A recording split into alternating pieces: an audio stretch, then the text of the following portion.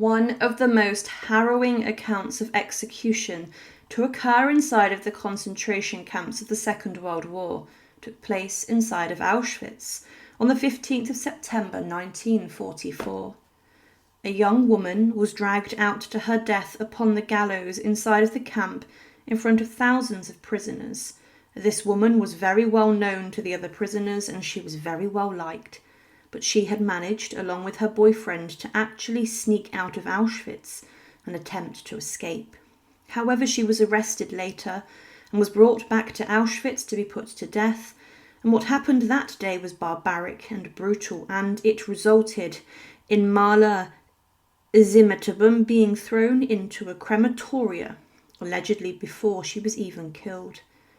Many prisoners who later survived Auschwitz recalled the terror of the day and the horrific execution of Mala. Mala was born in Poland in January of 1918 and she grew up with a very large family and she was the youngest child. The family moved to Belgium when she was 10 and at school Mala succeeded as she was very clever and she thrived in speaking foreign languages, but things became tough in the household as her father became blind and the family needed more money, and with this Mala turned her back on school and searched for work. She was employed in a diamond factory, but when the Second World War broke out, it was clear that Mala and her family would be in significant amount of danger and trouble. Hitler steamrolled his army into Poland in the September of 1939, and this began the conflict in Europe. But to anyone it was clear that Hitler would not stop. He wanted to conquer as many lands as he could, and he then turned his army towards Belgium. And as Mala and her family were Jewish, this meant that they were soon to be in the crosshairs of the Nazi weapons themselves. Inside of Belgium, the SS and the Nazis went on the offensive, carrying out horrific actions against Jewish people. For example, inside of Antwerp, they rounded up thousands and deported them to the concentration camps. Mala was one of those who was caught and captured during a raid which took place in the September of 1942. She was briefly moved to a transit camp known as Mek Ellen. Inside of here, she was amongst many others who had been rounded up, and it was only a brief holding camp before she would be moved on towards a different site, and this time she was sent to Auschwitz. Auschwitz concentration camp became the largest and deadliest camp of the Second World War, and around 1.1 million people were killed at this camp, mostly by extermination through the gas chambers. When prisoners arrived at the site, they were forced to undergo selections, and those who were not fit enough to conduct work were sent straight to the gas chambers for their deaths. Within minutes of arriving, they were being killed, and the smoke from the crematoria could be seen for miles around. But Mala herself had something that other prisoners did not, and this was the skill that she could speak different languages. And because of this, she was seen as an important prisoner and was registered as prison number 19880.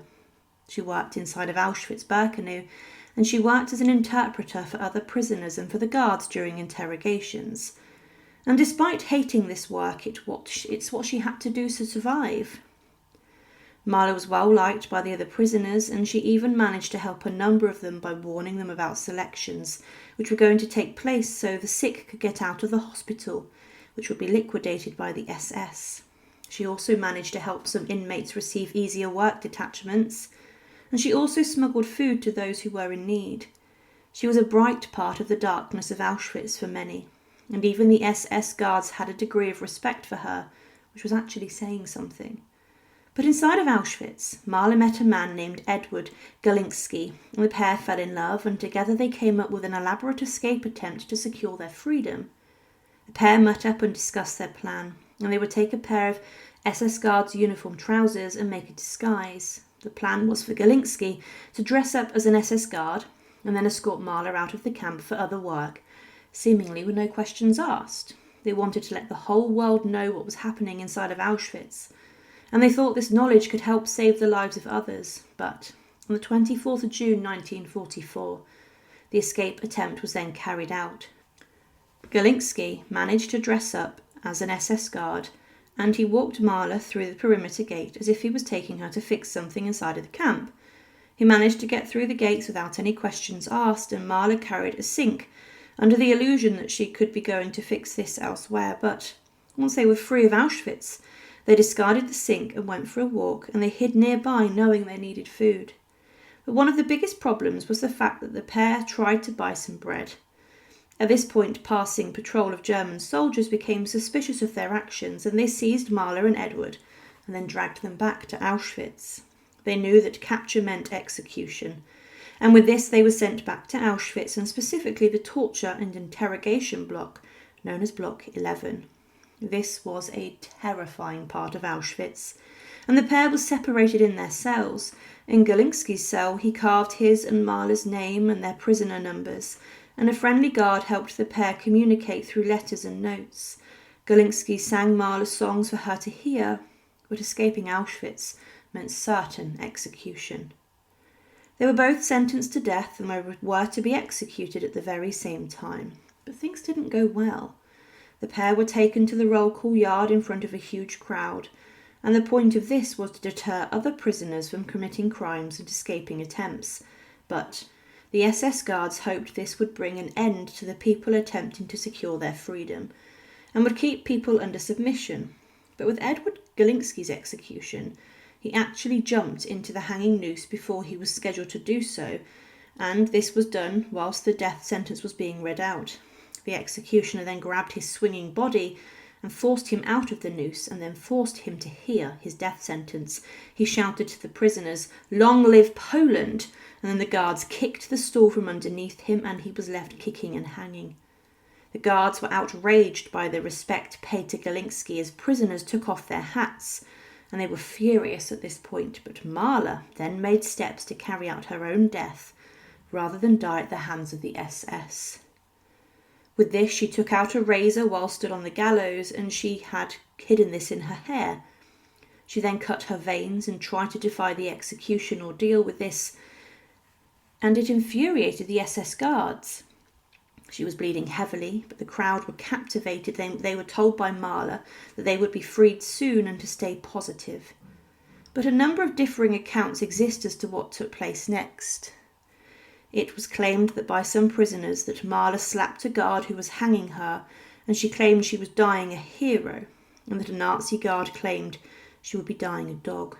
It was then said that she shouted to the other inmates to revolt and to rise up, and tried to incite insurrection, telling the crowd death was worth the risk if it meant trying to gain freedom.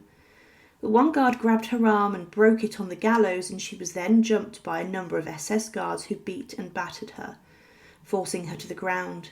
Many SS guards kicked and punched the already bleeding woman, and they then taped her mouth shut so that she could not say anything else.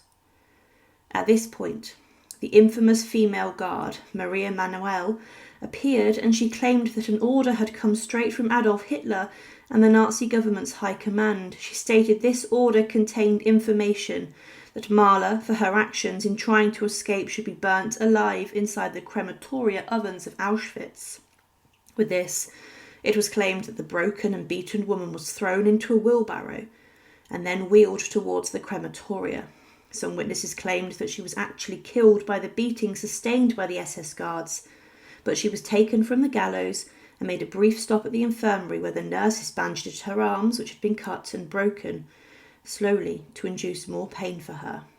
Mala was then taken to the crematoria from here, and presumably was then thrown into the crematoria ovens. Now, some people stated that Mala succumbed to her death and ordeal while she was at the cart, and other people said that a guard actually killed her to end her suffering. She was taken into the crematoria, but whether this was to be burnt alive or not depends on the circumstances of the injuries that she sustained before she was taken there. But what is strange is that some of the prisoners who worked inside of the crematoria had been specifically told to make special preparations for her death and burning, and with this it's possible that the SS guards did burn her alive. The SS officers did do this to a number of female spies during the Second World War, but these were burnt alive after being given sedation. The staff inside of the crematoria allegedly cried their eyes out as they burnt the remains of Mala Zimetbaum, and they informed other prisoners that she had been burnt alive. The execution of Mala and her boyfriend were harrowing and brutal, and they were made worse by the defiance and frustrations that the SS officers had about the executions were carried out. The pair fell in love inside of Auschwitz, the deadliest camp of the Second World War. But Mala was seen as a well-respected prisoner in the camp, but her execution and death ordeal was terrifying and was one of the worst of the whole of the Second World War. Thank you for watching, and to support, please subscribe. And again, thank you for watching.